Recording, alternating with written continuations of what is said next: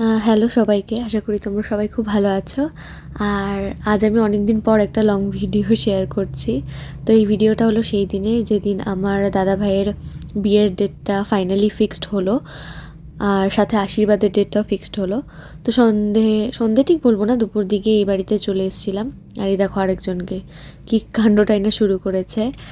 আর এখানে সবাই তখন আলোচনা করছে, ওই পুরোহিতের জন্য মেনলি অপেক্ষা করা হচ্ছিল, ডেট টাইম সব কিছু ফিক্সড করবে তার জন্য। আর ওই ফাঁকে আমরা চা খেয়ে নিচ্ছিলাম। তো যাই হোক, এই দেখো বরকে কি আনন্দ, বরের নিজের বিয়ের কথা দাঁড়িয়ে শুনছে। আর এখানে মা মাসি কাকিমণিরা সবার জন্য মিষ্টির প্লেট রেডি করছিল মিষ্টি মুখ করানোর জন্য।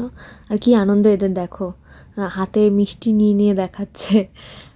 দেন তো ঠাকুরমশাইও চলে আসে, আর সামনেই একটা ফেব্রুয়ারিতে বিয়ের ডেট ফিক্সড করে দেয়, আর ডিসেম্বরেই মানে এই সামনেই একটা দিন দেখে টাইম দেখে বলে দিয়ে যায়, সেটা হচ্ছে দাদার আশীর্বাদের জন্য, মানে ও বাড়ি থেকে দাদাকে আশীর্বাদ করতে আসবে।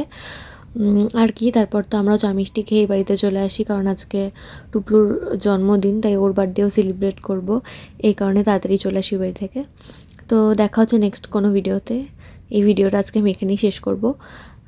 তো নেক্সট লং ব্লগটা আমি দাদার আশীর্বাদের কিছু মুহূর্তই শেয়ার করব। তো দ্যাটস ইট, ততক্ষণের জন্য টাটা।